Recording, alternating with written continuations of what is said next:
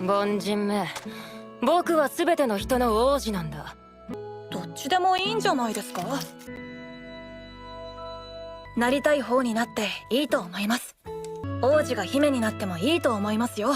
I had so much fun with the most recent episode of the Mikadono sisters that I just could not resist but make another analysis video. Hi there everyone, Lars here from Camille's Harem, a channel for novice authors by novice authors, because writing is an adventure, it's more fun with friends. And we finally got some big reveals in this episode, as well as a reinforcement of what I've claimed in my previous two videos, which is that the very first adventure for this anime is helping Kazuki, Nico, and Miwa learn who they want to be, who they really are deep down, and rebuilding the relationship that they should have as sisters and as a loving family. And once that has been done, full steam ahead with the romance. But that doesn't mean that the romance isn't already being built up right now. So let's dive into the events of this episode and what it all means going forward. And there will be, of course, spoilers for the most recent episode, as well as some light spoilers for future installments based on what's in the manga. So just heads up there. The episode begins with you taking the three sisters to the Cherry Blossom Festival. It is beautiful. It is great. We are set up for all the typical tropes and shenanigans of going to the fair. However, things immediately start going sideways for Yu's plan when all of these girls begin recognizing Kazuki, and they absolutely swarm her. One of the friends of these fangirls, however, is not too impressed, but when she breaks her shoe and nearly falls over, Kazuki sweeps her off her feet like the prince that she is, carries her on away, but only Yu realizes that Kazuki is actually hurt in the process.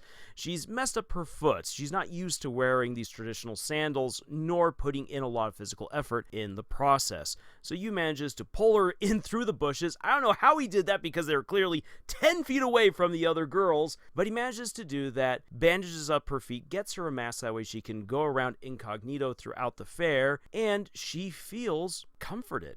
She's always acted as the part of the prince, but as Yu says, you know what? Sometimes the prince can choose to be the princess.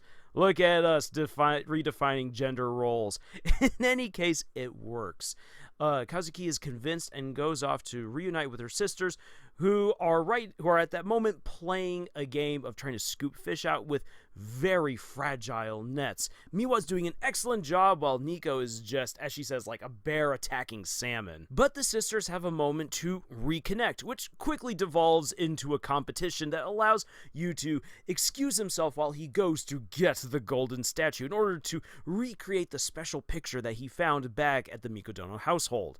However, it is a very complex puzzle, one that only true prodigies like the sisters could have solved long ago, and he's the only one who's willing to risk falling into the muck again and again and again. And as a storm blows on in, everyone else other than the priests and Yu are still there. Yu manages to finally cross the lily pads, get the golden statue, but alas, the fair has come to a close. No fireworks? Wow, the tropes are all just going out the window in this episode, and I like that.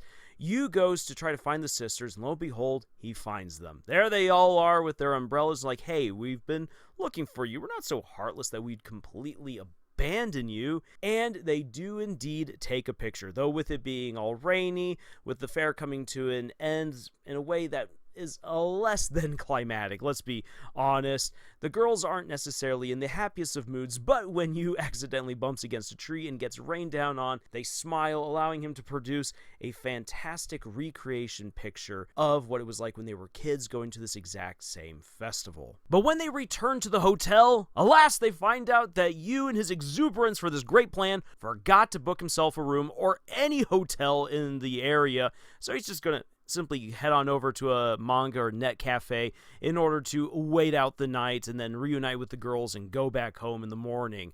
But, or at least he will go home in the morning. They've got their competitions and everything to do, which they perform most admirably at.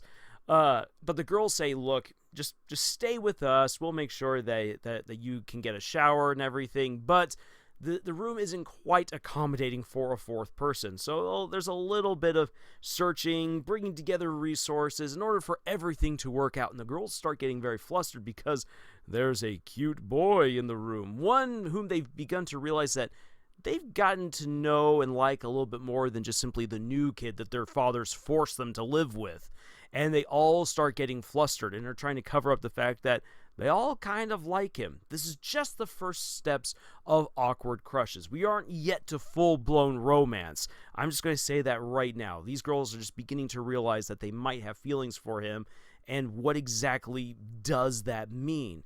But more importantly, when they all start going to sleep, is that they have this chance to truly reconnect as sisters and establish now a more mature relationship between the three of them.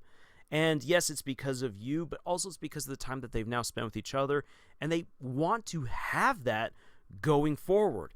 This relationship will soon be challenged, and we're going to see just how much damage the father has brought upon his family. But that's for the upcoming episode to reveal to us. Just for right now, however, this is a beautiful, triumphant moment, and we come to find out that Miwa is the one who left the picture out.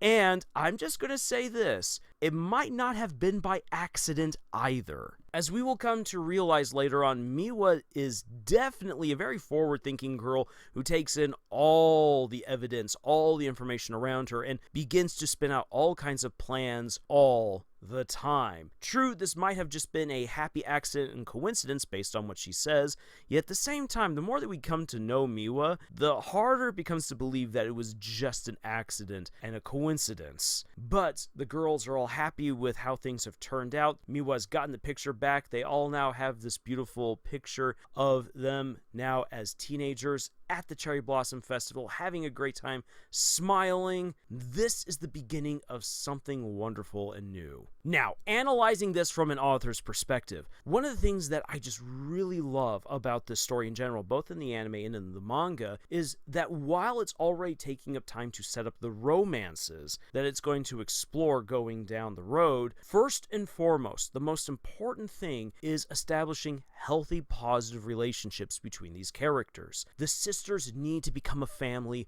once again. Yu needs a family to belong to. He's all alone. And these opening 4 episodes have been about discovering what the relationship once was between them, where it currently is, which is not a healthy place, and Yu now trying his best to rebuild those relationships. Healthy sisters get to know each other now as more mature teenagers and help them to know who they want to be. Nico wants to embrace a more girly side to her. She doesn't just want to be the tomboy. She loves karate. It's not that she doesn't love karate, but she also wants to be who she really wants to be. She wants to be more girly and be a karate rock star. Kazuki loves the thrill of the stage. She loves being a lead actress, but she does not want to be the rock star all the time. She does want to relax. She does want to have a life that isn't dominated by the stage and having to put on a performance every single waking moment of the day. She wants to be able to relax. And when she's able to relax, maybe she can find out who she really is. With Miwa, we haven't really yet gotten what Miwa is trying to escape from. But she herself is not entirely happy with where she is or what she's doing. As we will come to find out, the father has largely chosen for his daughters who they are and what they're going to do. And while these are all things that they do very well and that they find fulfillment in, it's not all that they want to be. As people are, there's multiple layers to them, multiple interests, multiple dislikes as well. These things are facets to the beautiful gems that each and every single one of us are. And Yu is going to help the sisters discover that going forward. And in the process, we come to realize just how beautiful of a rough-cut gem Yu is as well. He's not a particularly talented person at all in the story, but his determination, his research skills, his ability to slowly build up knowledge and skill as as he goes along being able to cook and to clean. While that doesn't sound like anything spectacular, those are things that he can do well, and when applied in the right place at the right time is exactly what the sisters need. As a result, the story delivers to us very interesting dynamic characters who are able to have realistic chemistry. And the story realizes that this whole harem setup is ridiculous. It constantly calls that out subtly or even directly from time to time to time. But at the same time, it acknowledges that the sisters are developing real feelings for you as the story progresses, allowing for the harem tropes to honestly feel more natural rather than forced as we go along. And certain setups, for instance, like the festival, where you would expect, okay, we're going to have the fireworks and someone's going to then give a confession that's going to be drowned out by the noise created by the fireworks. No, we're dispensing with all of that. No, instead, we're going to look at how life throws you tons of lemons as you go along. And it's the lemonade that you make out of them that really counts. What makes the story and these characters far more believable, and I would argue far more lovable.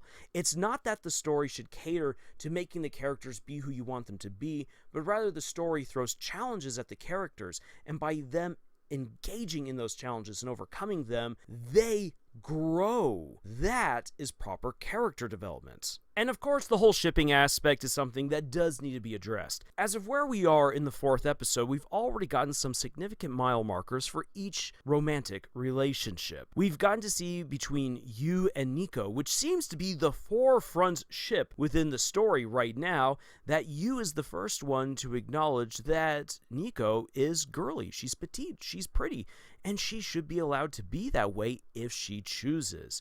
Nico's the one who blushes the most, who seems the most flustered, and is the one who seems to be most direct when it comes to engaging with you. However, what I'll argue is this, is that Nico is actually behind her sisters Kazuki and Miwa in terms of romantic progression. While that might sound a little bit strange because Miwa hasn't had as many big blushy moments with you in comparison to her sisters, the thing is that it comes back again to the picture that as we come to get to know more of who Miwa is, and especially when we look at her end credits, she sees herself as the heroine within this whole story. She's the one who goes up to kiss you. She's the one who left out the picture. She's the one who seems to be pulling some strings as they go along. Miwa seems to be the one in firm command of the situation, and it'll become a little bit more apparent the further along we go into the story. But the other thing is this, is that Kazuki, while she hasn't had as many big moments as Nico has had with you, she's the one who we actually see a far bigger change in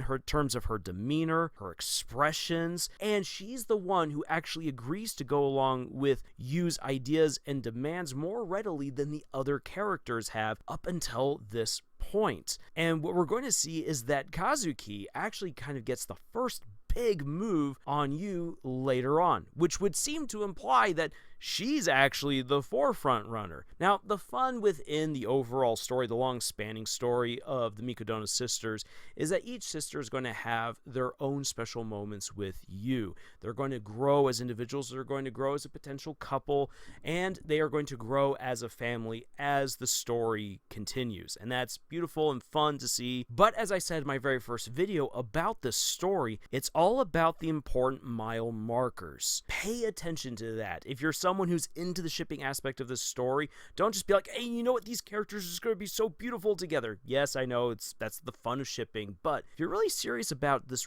about the potential relationship that any one of them could have with you, pay attention to how their time with him changes them as the story progresses. Those are the mile markers, and the one who changes the most for the positive is very likely going to be the one who ends up with you. And as I've said before, my personal hope is for Kazuki and you to get together, but the big mile markers, objectively, are between you and Miwa. It doesn't seem that way right now within the story unless you're paying very close attention, but later on, it's going to come and hit you in the face like Sam hitting an orc with a frying pan.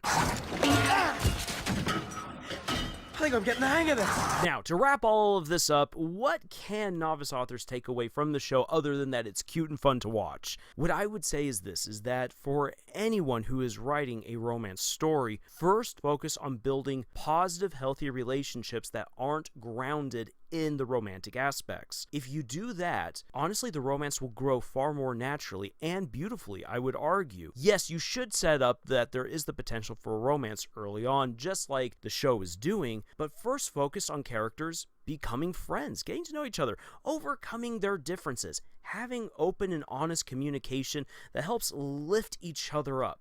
When you do that, you have a solid foundation that makes the writing of that romance far more believable and far easier for you to do.